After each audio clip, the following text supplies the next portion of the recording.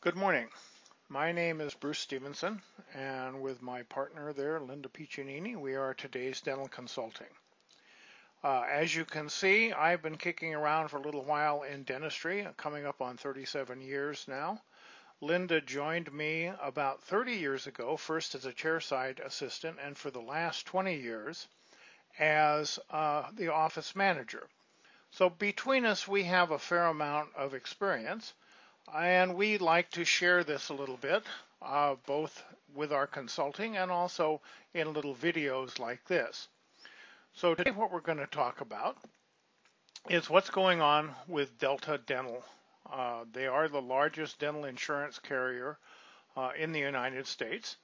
Now keep in mind that what we're going to present here is based on the best information that we can find after multiple phone calls with Delta, sometimes getting conflicting information from Delta, but this is sort of a consensus of what the Delta reps found and what we've been able to find out. Also, you're going to get our opinions today, and keep in mind those are opinions.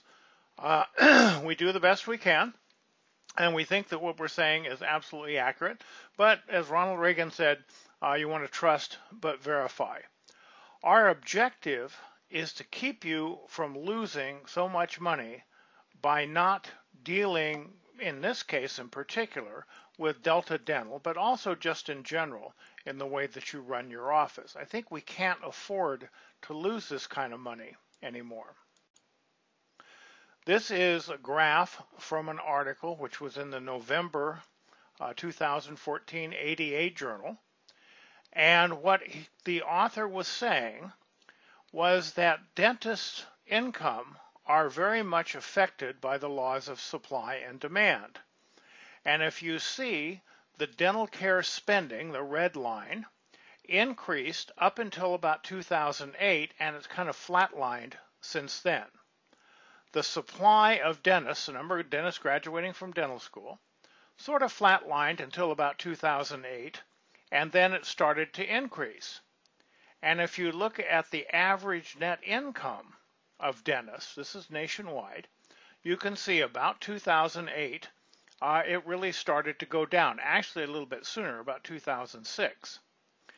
And the author's premise is because of the laws of supply and demand, dental incomes are going to continue to fall. Oh, that's not very good news. To us, what that means is that you need to pay attention to what's going on in your practice. You need to be more efficient about how you run your office and leave less money on the table. And particularly, don't give dental insurance companies back money just because your staff doesn't know how to bill correctly. So, we're going to talk a little bit here in particular about Delta Dental. To the best of our knowledge, Delta Dental has 3 different types of plans. They have a whole bunch of groups in each of those plans, but they're basically 3 different types. The Delta Premier plan, which pays at the highest fee schedule, and everybody knows about that. That used to be the only plan available. The Delta, what we call the Standard PPO plan, that's our term, and we'll show you how they reimburse for this in a few minutes. And then one that supposedly, according to Delta, they don't have very many of, and that's what we've called the Trader Joe's type plan. Again, this is our term, because Trader Joe's is the first one that we saw that has this particular kind of plan. Now, it's important to understand this, because this is determining not only how much Delta is going to give you, but how much your patients are going to give you. All right. You can see the old codgers over there on the right-hand side, and that's where my picture belongs. Most of the people who are Premier-only providers are dentists who have grandfathered in prior to about 5 or 6 years ago. I'm not sure of that date. But if you were a Delta member prior to this date, you could remain a Premier-only provider. If you signed up more recently as a new dentist, then you're required to sign up as a PPO provider, but you can also sign up as a Premier provider. Excuse me. If you're a PPO provider and not a Premier provider. You need to run right back to Delta and become a Premier provider in addition to the PPO provider, okay, because it's costing you money not to do that. So Delta has two fee schedules. These are basically contracts with dentists, with their participant dentists. They have the Premier fee schedule and they have the PPO fee schedule. So if I'm a dentist who is both a Premier and PPO provider, I have two different contracts with Delta, one with a Premier fee schedule and one with a PPO fee schedule. All right. If I am a Premier only provider, I only have a contract for the Premier fee schedule. So again, what kind of participant you are and what plan your patient has determines both what Delta is going to pay you and what your patients are going to pay you. Let's talk about fee schedules for a minute because there's an awful lot of misunderstanding about how fee schedules work. We're talking about fee schedules in your computer. So you want to have one fee schedule in your computer for each insurance company with whom you have a contract. If you don't have a contract with that insurance company, then you don't have a fee schedule in there for them. Actually, you do. It's your UCR fee schedule. So you have one fee schedule for each insurance company with whom you have a contract, a signed contract, and then you have one additional fee schedule, which is your UCR fee schedule, which is probably higher, should be higher than all your other fee schedules. And so if you have a patient come in, excuse me, who has, let's say Aetna, we'll pick on Aetna. We say we don't have a contract with Aetna. So that patient and that Aetna insurance is going to be tied to the UCR fee schedule. If you have 5 contracts with 5 different insurance companies, then you're going to have a total of 6 fee schedules set up in your computer. You're going to have one for each of those contracts, and you're going to have your UCR. Now, garbage in, garbage out. We see this all the time, that offices have a zillion different fee schedules, that over the years, they have put a fee schedule in for each insurance plan. No, absolutely wrong. Do not do that. That is costing you money, and it's extremely inefficient. Also keep in mind that Delta actually can be considered as 2 different insurance companies, and you have 2 different contracts. You have one for Premier fees and a second one for PPOs. All right, so in the case of Delta, you're going to have 2 fee schedules in there, plus your UCR fee schedule, plus a fee schedule for each of the insurance companies with whom you have a contract. One fee schedule for each of those insurance companies with whom you have a contract. So you're going to have lots of different insurance plans tied to these fee schedules. I'll show you in just a minute what I'm talking about. And I mentioned before, if you do not have a contract with that particular insurance company, and there we said it was Aetna, but of course it's obviously different in all the other practices, then you're going to tie Aetna to your UCR fee schedule. And very importantly, you need to keep these fee schedules up to date. So if you have revised your Delta Premier fees, which you should do once a year, as soon as that's okayed by Delta, you need to make sure your staff puts those new fees into the computer. If Delta updates their PPO fees, you don't get to negotiate very much with Delta about PPO fees. But when they update the PPO fees, you need to make sure that you have the most current fees entered into your computer. So here's our example. We have 3 different fee schedules set up in the computer, but we have lots of different plans, and these are just made-up plans, tied to those fee schedules. So with our UCR fee schedule, we have our Aetna plans among a bunch of others. Aetna, because we said we don't have a contract with Aetna. So we're automatically going to assign all those Aetna insurance groups and all those patients that have Aetna plans to the UCR fee schedule. Now, Delta Premier, we have some plans which are Delta Premier plans. The employers have bought Delta Premier plans, and we tie those to our Delta Premier fee schedule, which is a higher fee schedule than our Delta PPO. we also have some Delta PPO plans, and those are tied to the Delta PPO fee schedule. This is assuming you accept Delta PPO. If you don't, then you're going to tie those Delta PPO plans to your Premier fee schedule.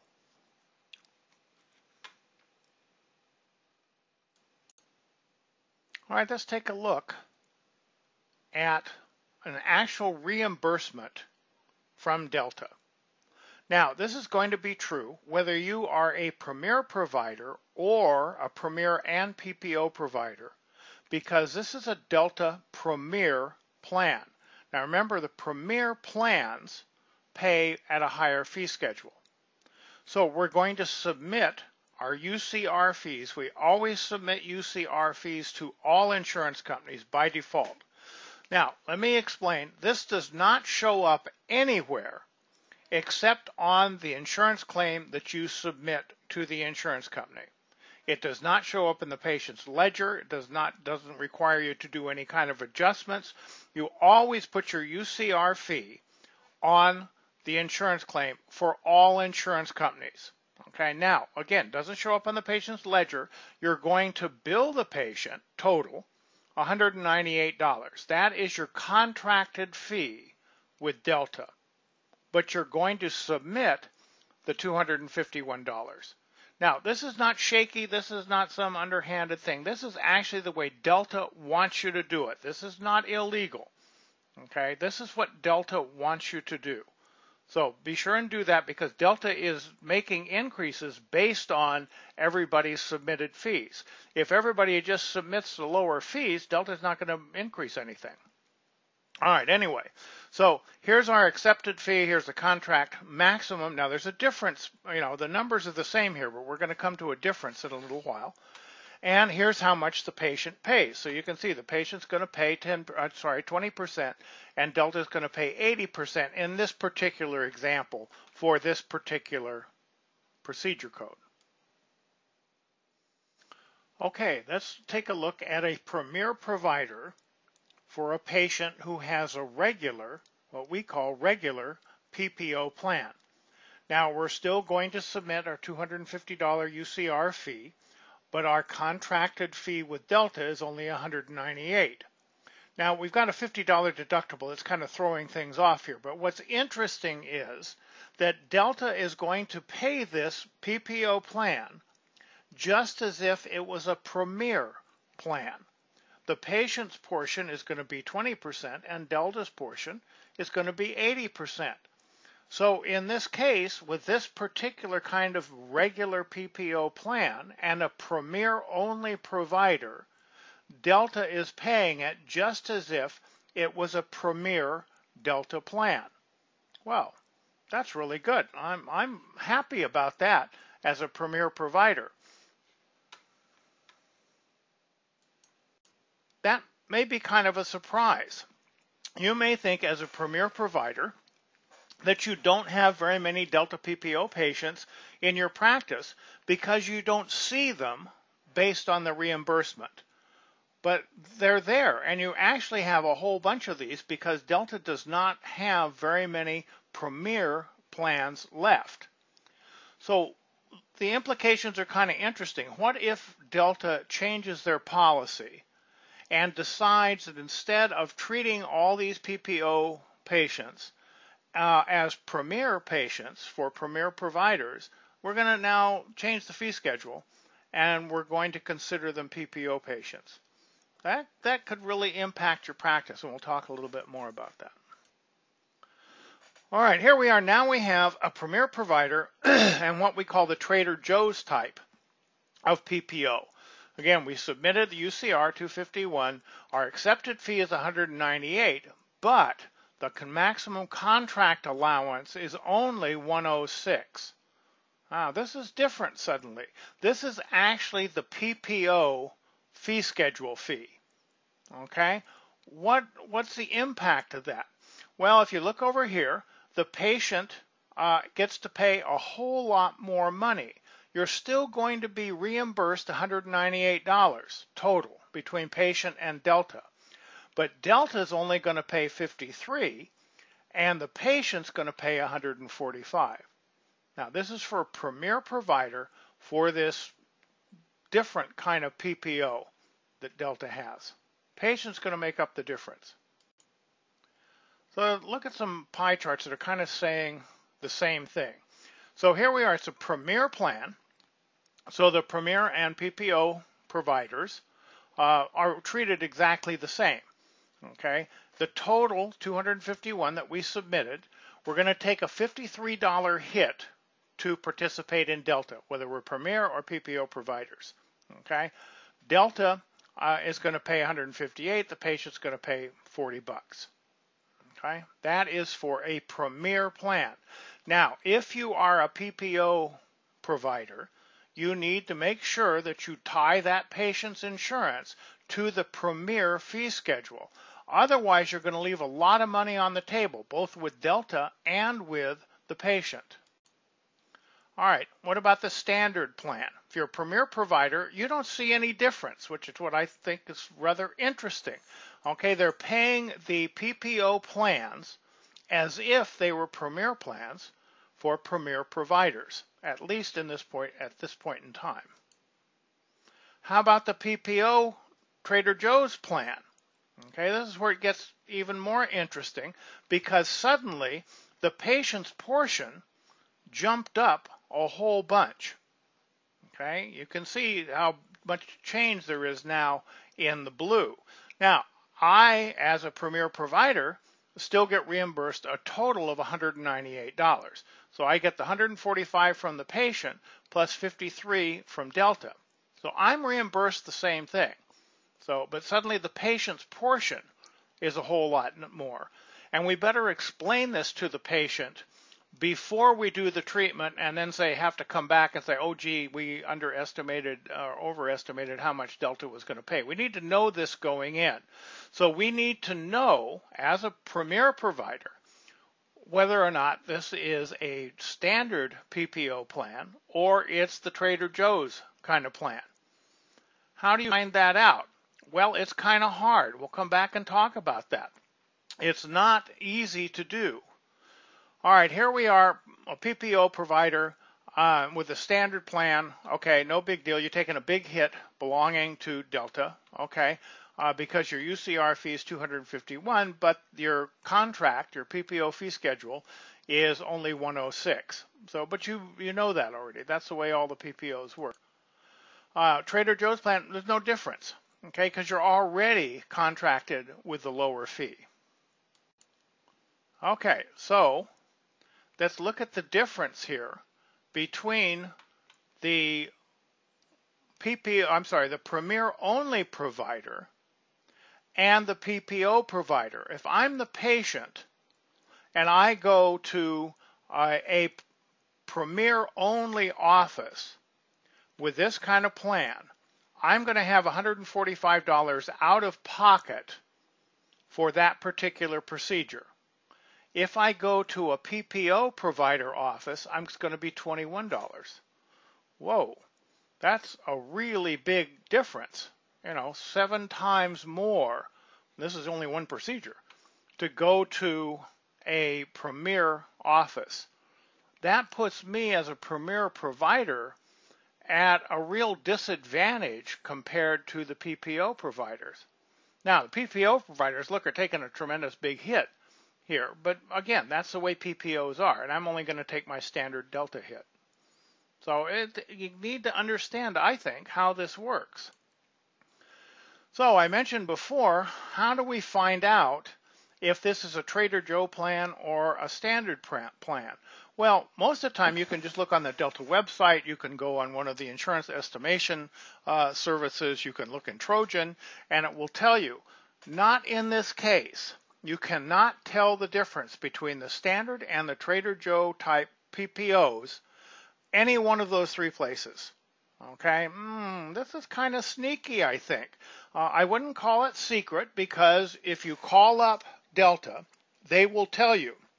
Now, don't ask them about a Trader Joe's type plan, because they don't know what you're talking about, because we made up those terms. But you can ask them how much is reimbursed and how much is the patient portion. You can also online on the Delta website, do a pre-estimate, and it will give you that information. But you can't just download it from the Delta website like you would any other information. So to me, Delta's being a little bit secretive and a little bit sneaky and going to surprise that poor kitty cat, and this poor kitty cat are the dentists. Okay. Again, this is my opinion. So a little summary here. If you are a Premier only provider, signing up in addition to being Premier as a PPO provider will dramatically reduce your payments for Delta patients, both from Delta and from the patients. So I would say that's not a very good idea, at least at this time. Also at this time, if you're a Premier only, it probably is not advantageous, at least in my opinion, to drop Delta. Now, if you are a Premier and PPO provider, that's sort of a different story, and you might want to look at that. But as a Premier only provider, I would say this is probably not the best time to drop Delta. Time goes on, we'll see what Delta does, and might change my mind on that. So you definitely need to know which fee schedule Delta uses for the patient's PPO. You need to know whether they're regular or Trader Joe's PPO, because it makes a big difference if you're a Premier provider in how much the patient portion is going to be. You always charge your Delta Premier fee schedule for all your Delta patients at this point. Okay, and you always submit your UCR fees. So your patient portion, your patients are going to be obliged to pay much more of your fee if they have the Trader Joe's PPO plan. If you're both a Premier and a PPO provider, always, always, always check to see if the patient has a Premier plan. Because if they do, and there are still some Premier plans out there, then you're going to bill at a much higher rate for both Delta and for the patient. So your reimbursement is going to be much, much better if the patient has a Premier plan. If it's Premier, make sure you charge your Delta Premier fee schedule and not your PPO fee schedule, because Delta is perfectly happy to pay you a lower fee. And if you submit the lower fee, Delta is going to say, oh, well, thank you very much. You just gave Delta a real big discount and you gave the patient a real big discount. So I think that's really silly, but we see it all the time. And it's because people don't, office staff really, and dentists don't understand how this stuff works. So you need two fee schedules in your computer for Delta if you're a Delta Premier PPO provider. And it's very important that you keep those current. We already talked about that. So, mentioned before, this is the best information we could get based on lots of phone calls. You want to trust but verify. You want to always, always, always have your most current fee schedules in your computer. They need to be updated very frequently, as often as they change. Now, this is the problem with having 8 zillion different fee schedules in there, because somebody set up each different insurance plan with a different fee schedule. How in the world are you going to update all those things?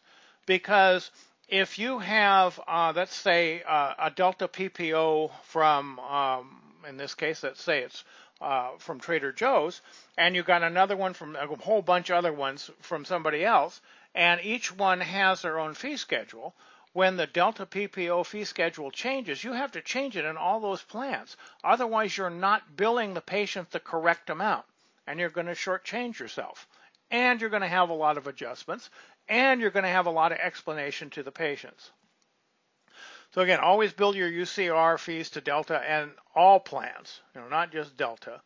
And if you're a Delta Premier provider, hopefully everybody is, in addition to maybe being a PPO provider, you need to update your Delta fees at least once a year. All right, don't let this happen to us. Let's be a little bit more efficient. Efficiency and dentistry are usually not used in the same sentence, but they need to be. We need to pay more attention to this. The nuances are important. Otherwise, we're just throwing a whole bunch of money away. And more, it's reaching the point where we just can't afford to do that. This is the last slide of our little video, and I sincerely hope that you found it useful. Today's Dental Consulting does all sorts of things. We do the consulting training, webinars, little videos like this. We do seminars, and now we even have a book about how to run a modern dental practice. So you can find all these things on our website at todaysdentalconsulting.com, along with a whole bunch of other stuff. And again, I hope you found it useful. I hope you have a nice day, and I hope you have a more profitable dental practice.